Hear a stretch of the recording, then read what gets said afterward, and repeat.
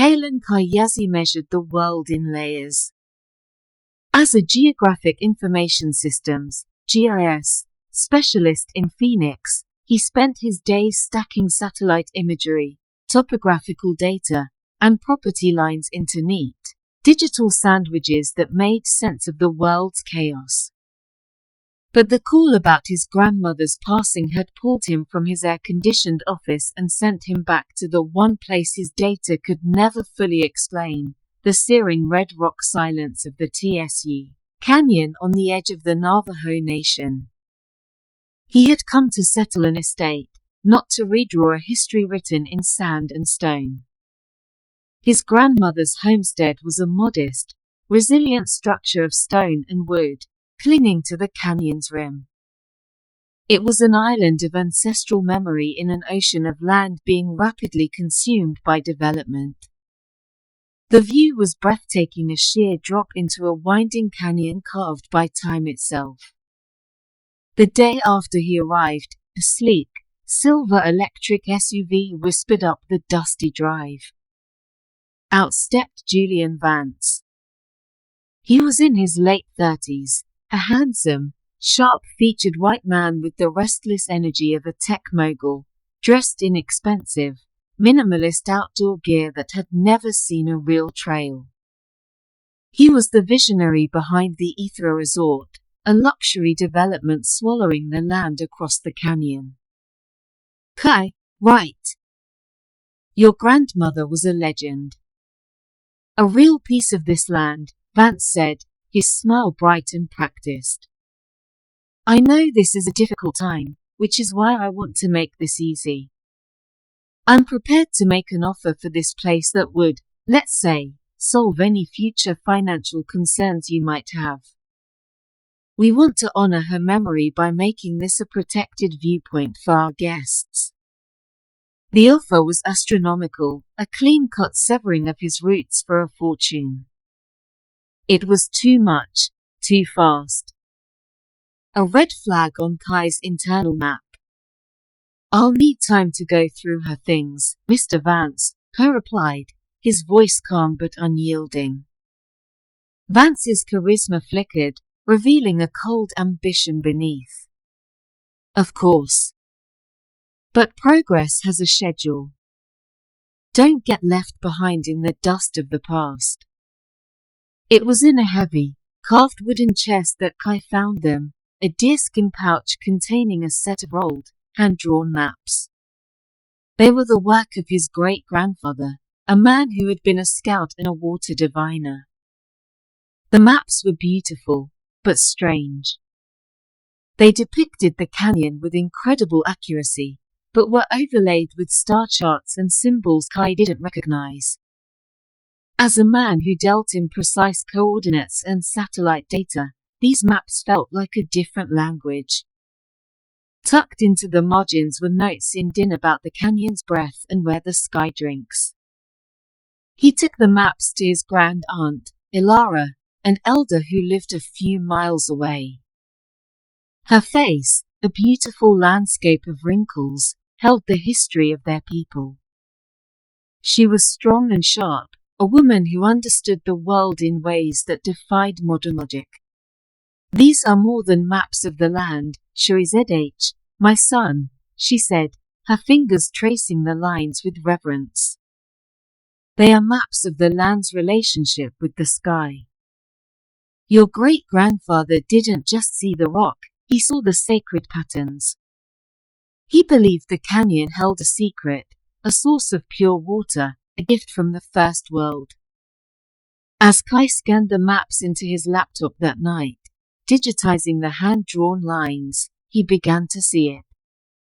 The star charts weren't astrology, they were a calendar. The symbols weren't decoration, they were markers for geological features. It was a sophisticated, ancient form of GIS. His work was interrupted by the low hum of a drone hovering just outside his window. It was professional grade, with a high-end camera lens pointed directly at his desk, at the maps. It hovered for a moment, an unblinking technological eye, before zipping away into the darkness. The message was clear.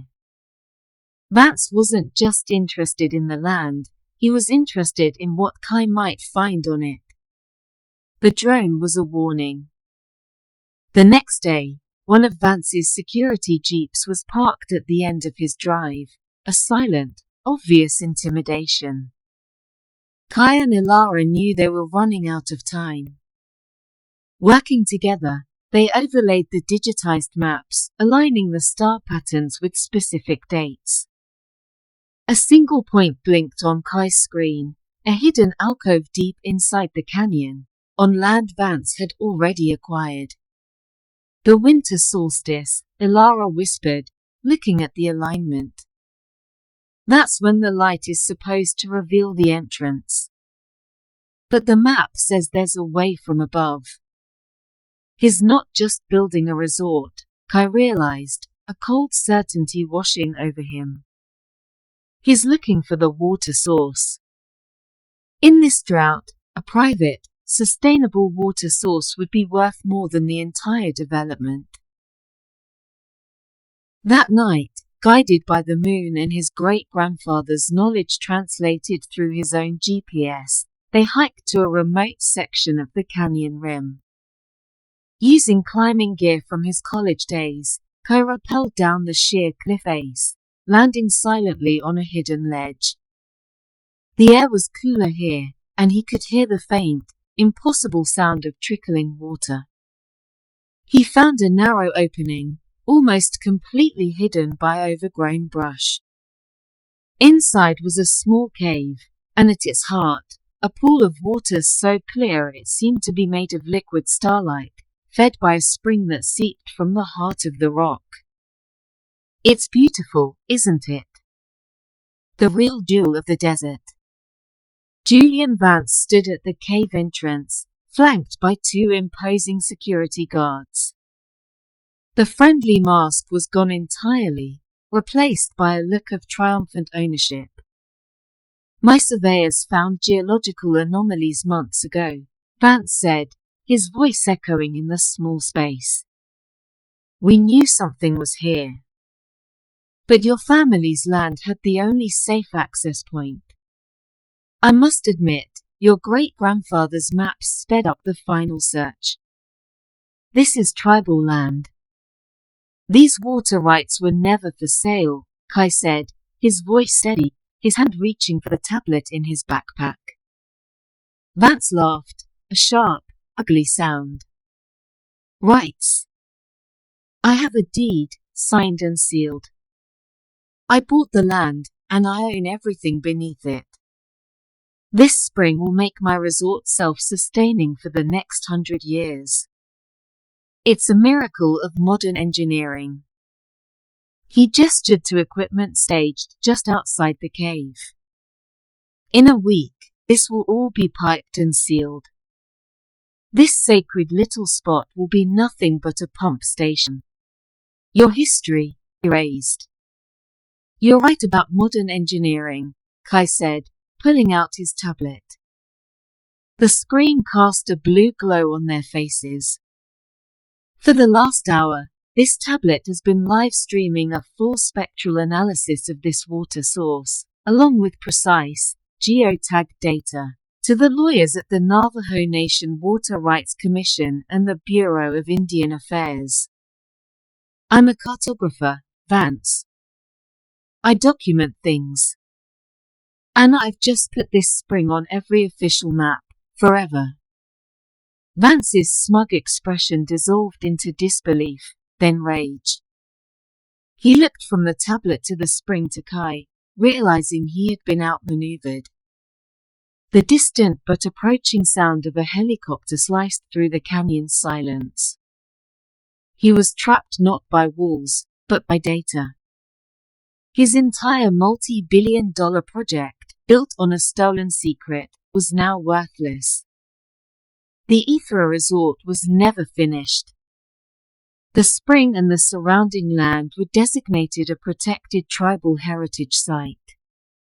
Kai, the man who left for the city to map the world, stayed. He traded his sterile office for the vast, open expanse of the canyon, using his skills to protect his heritage. He had come to close a chapter of his family's past and had instead found the starting point for his own, a guardian of the canyon's echo.